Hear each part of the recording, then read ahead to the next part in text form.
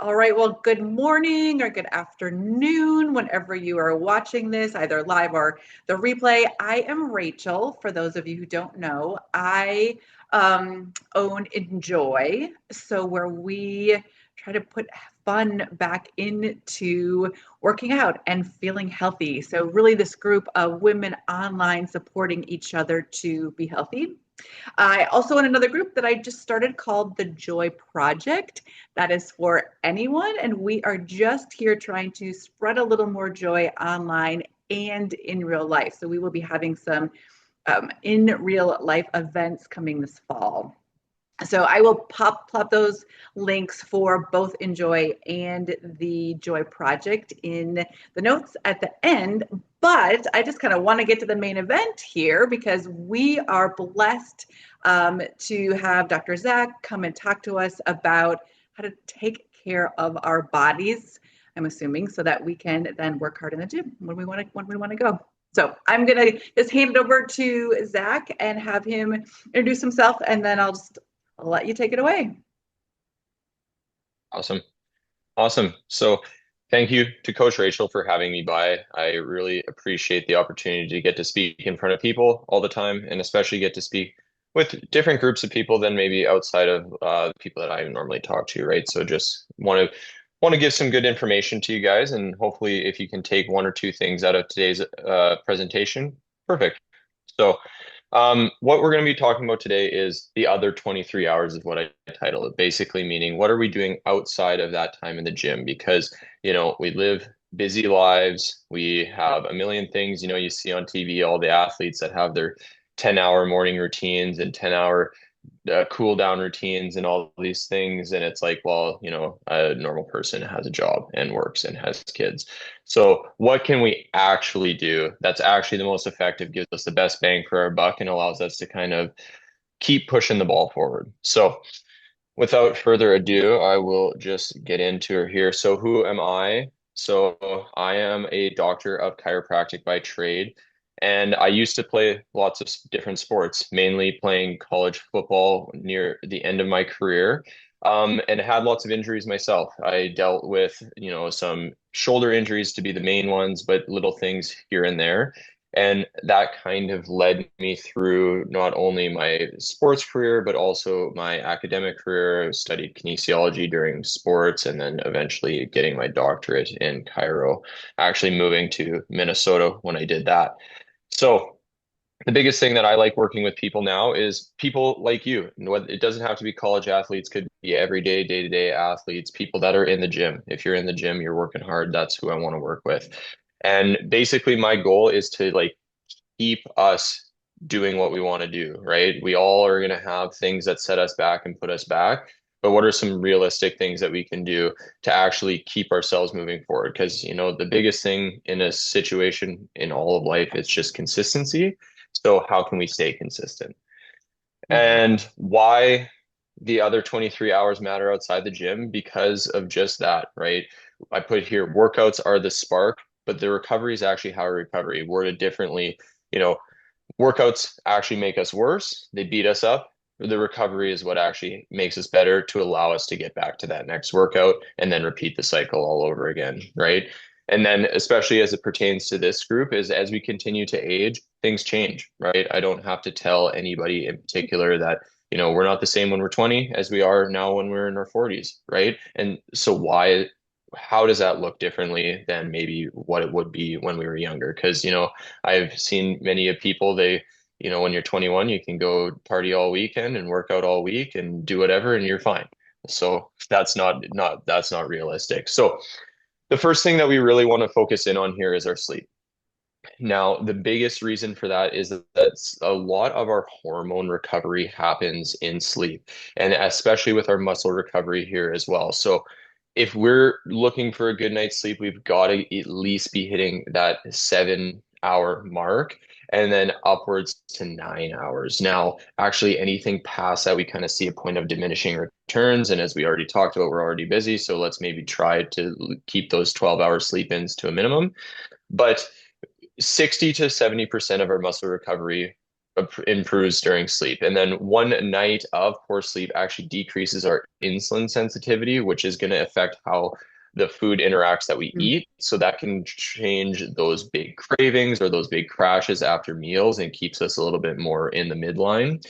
And then if we have 5 nights of that less sleep, we actually have an increase in what we call ghrelin, which is basically the hormone that signals to you that you're hungry. So it's sometimes it's like, man, I'm just really, really hungry today. Well, there's actually probably a reason. If poor sleep decreases growth hormone, increases our stress hormone, increases our craving, and especially in women over 40, we actually see a lot of the times that women can have disrupted sleep.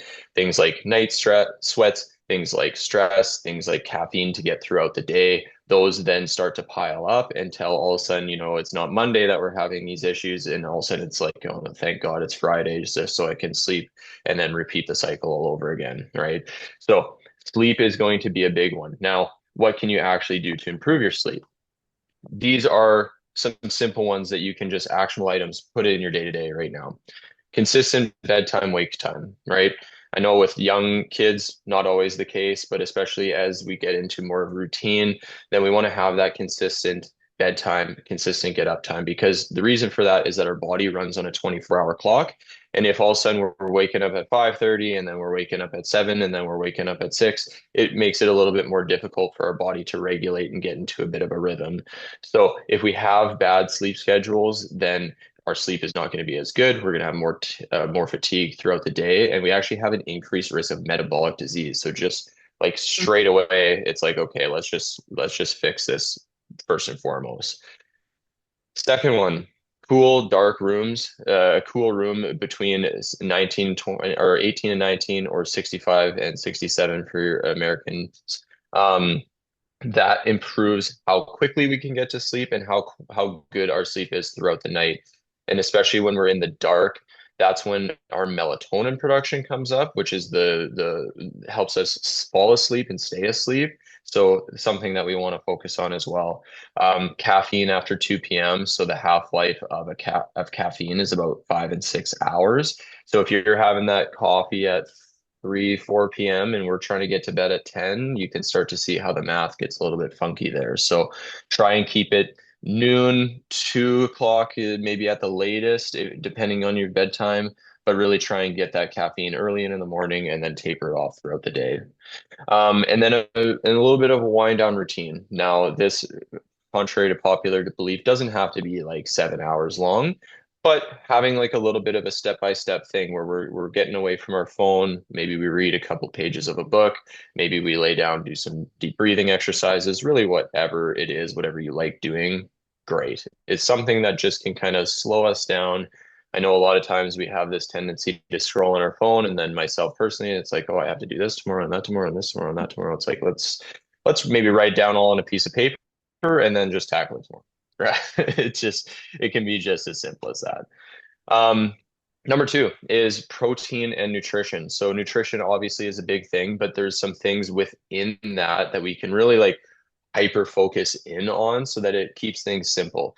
A lot of times when we get into a routine, we have the tendency to want to do everything, which is admirable, but also quite difficult to keep up. So we want to make sure it's like, what are the things that I can actually focus on that are actually going to see me get some real results? And the biggest thing that I see with not only my patients, but even my athletes, everything in between, is muscle preservation and muscle gain. Because the more strength that we have, the more that it can not only improve our movement quality throughout the day, which is going to improve how much we're getting fatigued, but even improving our bone health, which especially as we age becomes extra important, because we've all seen the people that are old and rickety and it's sore to move. The more muscle mass we have throughout our life, the more we can preserve that. So very, very important. And the way that we can do that is by our protein intake. So Canadian, I use grams, my apologies for anybody else, but 25 to 35 grams of protein per meal. And actually, the recommended daily allowance that you would see on like a food guide actually gives us 0.8 grams per kilogram per day. Most research actually shows that that is quite low, especially for us as we're active. Mm. Point eight is more looking at the sedentary person, right? The person that just sits there. Now, as we've already established, if we want to keep that muscle mass high, activity's got to be high to maintain that. So we've got to meet that with our nutrition. So that's when we're looking at 1.2 to 1.6 grams per kilogram. Said easier, I typically go for a gram per pound of body weight. Keeps it nice and easy. Don't have to really remember too much. Now, after you eat, some things that you can do, pair like an easy carb. It doesn't even actually have to be anything that healthy. Sometimes if you want to have, like I've seen people pop some fruit snacks or whatever it is in a protein shake, if that's what you like, sweet, right? If that keeps your cravings down, whatever, throw in a protein shake, that's going to fill you up. That's going to get those muscles recovering. And actually, contrary to popular belief as well, it doesn't have to be like the second you finish your last set. I know a lot of people, it's like, oh man, I got to get it in at this time, that time. If you can, great. It's a little bit better, but not the most important thing in the world. Most important thing is the world that we're getting it in anyways. So if it's in your morning shake before you head to work, sweet. Omega 3s can just really help for joints and hormones and especially hydration. I just noticed this. This even goes in with the coffee, right? People just 4, 5, 6 cups of coffee a day. Coffee actually is what we call a diuretic. That actually makes us pee more, makes us more dehydrated. So if you're having a coffee, you know, bang, right here, everybody's got to have it. We got to have our water bottle right beside us. Something just that easy, right? So that's something that could be super important. Now, movement snacks, what I like to call them, or just time that we're not sitting, right? And some of this is unavoidable. We work, right? We work desk jobs, we work online. We're sitting at our computer, right? So what can we do to basically counteract some of that? And I say this a lot, it's kind of hyperbole, but also not. I say sitting's the new smoking, right? So, smoking is actually, is statistics start to show it. People that are younger don't smoke as much as they used to, which is great. But what do people that are younger do? Look down at our phone all day while we're sitting, right? And that is really bad, not only for our metabolism, because we're not up and moving, but also for our joints, right? So people that sit 8+ hours per day, no physical activity, actually have risks similar to smoking and obesity, which Mm. is crazy to me. So each extra hour of sitting increases 2% higher risk of all-cause mortality. That is literally risk of just dying from anything, which is, again, just insane. That's not something that we want. So what can we do to counteract that? Just break it up throughout the day. Research shows that every even just 2 to 3 minutes, which is actually high. I can even say like 30 seconds every half an hour. Boom. That's it. That's it. That's all. Improves blood sugar pressure, blood pressure, energy levels, helps good for our joints. So just get up, grab that glass of water, set a timer in your phone. Bam. That makes it easy.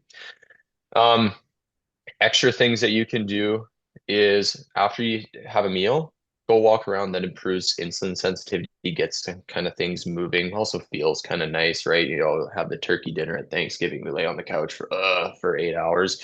Doesn't feel super great, and then after you're done, surprise, surprise, we're sore. All of that kind of stuff. Like what the heck happened? So even just day-to-day things at work, right? If you're a person that drives to work, just park a little bit further away, gets you those extra steps into the building. Take the stairs instead of the elevator. Stuff like that can be super easy because it's like, some days we can't get to the gym. So let's try and make our non-exercise activities a little bit more exercising, right? That's actually, they call it our NEAT, non-exercise activity thermogenesis, meaning that the more activity we're able to do outside of the gym, the better it can be. So even on those days that we aren't hitting the gym, we're just more active. Stress is a huge one, especially in today's modern society. We're all on our phones. We all have a million things going on. So what can we do for stress? So the reason that stress affects our workouts is because your body can't actually separate workout stress from I'm just stressed from watching this sketchy video on the internet of two dogs fighting or something. I don't know. My internet's crazy. And what happens when we get stressed is we get what's called cortisol. Higher cortisol increases fat retention because it's basically your body's way of trying to say, like, hey, we're in fight or flight mode. We need to keep as much calories on our body. Our body wasn't developed with Instagram. Our body was developed running away from like wild animals. So what happens with our fight or flight is it kicks up. All of a sudden we're breathing, all the blood flow is going to our muscles. And it's just our body's trying to retain as much as it can to stay alive. It thinks it's going to die, so it's trying to stay alive. So cortisol will increase our belly fat because that's going to be the first place that we actually store fat on our body. There's a reason that as people get more tone, you notice it in their arms and their legs and then their stomach lasts. Unfortunately, spot reduction, kind of a myth. Sorry. I wish it wasn't. I wish that we could just have a six pack and then not worry about anything else. But unfortunately, that sucks. So what are things that you can do for it? One, just diaphragmatic breathing, lay on your back, deep belly breathing just really helps calm everything down. Could be as simple as for 5 minutes. Reduces cortisol by actually 20% and improves our heart rate variability, which is basically when you see those Whoop bands and you see the Garmins and the Apples, when they say how good your sleep score and how good you recovered, all they're referring to is HRV. If your HRV is good, basically meaning the time between beats in your heart, if it's good, which means that there's kind of a lot of different variations, which is apparently good. I don't know, I'm not a cardiologist, but that's showing that our recovery is increased. Um, Journaling, gratitude practices, I do these ones daily. I think that they're great. All even just good for getting stuff out of here and onto paper. Don't have to worry about it. Hobbies, big time, and this is especially like, man, I see patients every day. I ask people what their hobbies are. People don't have hobbies. What do you do? I go to work, I go home, and I sit on my phone on Instagram. I rinse and repeat. And I'm like, geez, that is crazy to me. And especially in today's day and age, we have so much access to information. It is insane. So, like, if you want to learn how to cook, or if you want to learn how to do woodworking or whatever, I'm speaking for things for myself, it's so easy to just get access to it. I think it's a great thing. Even, man, I did an adult coloring book the other night, just something to get away from the whole stress of everything else, right? Um, Nature exposure, 20 to 30 minutes outside. I live in Canada, you guys. When it comes winter, we don't spend much time. I know Rachel said she lives in Minnesota. Same thing. Don't spend much time outside. But even if we're able to get that 20, 30 minutes, decreases stress hormone, even just once, even just one per day kind of thing. So definitely something that we want to try to get into. If you've ever spent time camping, there's a reason to feel pretty calm after. So the formula of what can we actually do and like what are some actionable items here? So sleeping, we already talked about that. Protein per meal, moving, stress recovery, community. What would you look at that? Look at where we're at, right? Coach Rachel has this community. I think it's so great. That's why I think school such a great thing for people to find people just like this, right? And Mhm. community is really great because things are really lonely, especially since COVID. There's a little bit of like, oh, I just got to focus on me. I can do things on the internet. People, we work from home. There's a little bit of like a disconnect, right? But I think this is a really good platform. Things that we can do like this. This is why I always love talking with people, just because you don't get this kind of interaction online, right? You don't get, the feedback, the one-on-one, seeing people's faces, right? And just like being in each other's company, super good. So super encouraged keeping on with Coach Rachel's community. I think that these kind of things are great. So I always like to have like an action item as we move forward here because you know what? I just gave you a bunch of information. Maybe you remember the gram per pound of body weight. Maybe we don't, right? That's why we have the recording. We can always look back. But what are some things? It's like, three or four things that we can do here moving forward. So I'm just going to challenge everybody to take just one item, whatever one you think you could implement right away the easiest. I often encourage people to just start like one thing at a time, whether it's, if we're just starting from ground zero, right? I see patients come in, they're in tons of pain, right? What is the first thing that we can do? Is it just some gentle movement just get us feeling a little bit better, get our low back not killing us? Boom, step number one. After that, we can add steps 2 and 3 and 4, but let's just get the ball moving in the right direction. So I'll pick whatever's easiest and then just build off it from there. So for me, my biggest action item I would say I have to do is I need to set that bed and wake time. I'm all over the place right now. I work late, I get up early, things are all over the place. it is what it is. But I do need to be better at that. So that is going to be number one. So whoever you are, if you can see something within here that you think you could implement into your daily practice, go ahead, post it in the group, post it in Coach Rachel's group, and just say, hey, like boom, I started doing this, and say how you feel. And if you feel better, great. Like I said, all I want is for somebody to take just even one thing out of this and get some information out of it. Okay, so just a little bit of a plug about myself and what I do. Mhm. So I know Mhm. lots of people are into working out with Coach Rachel here. I treat lots of athletes, right? So I treat people from injuries all the way up until high performance. So within my community, I'm looking at finding some people similar to where I was back when I played sports. So I was, playing at a high level. I was taking all the coaching and things like that, but I didn't really have a whole bunch of resources for myself. So then I ended up, you watch the videos on YouTube, you get some bad information. A lot of those things probably led to me actually having worse injuries as I progressed. And I probably didn't achieve what I would have liked. And I see that a lot with my young athletes. I know people in here probably have kids, and it's like we want our kids to enjoy sports and have the best possible outcomes and not have to worry about these kind of things. Those are people that I'm trying to help. So within there, I do lots of posts about even things that we see in professional athletes. What are things that we can take from it? What are things that are probably, a little bit of fluff, kind of like I was talking about today. And then I even do personalized treatment plans depending on if we have injuries or things like that, just from my rehab background.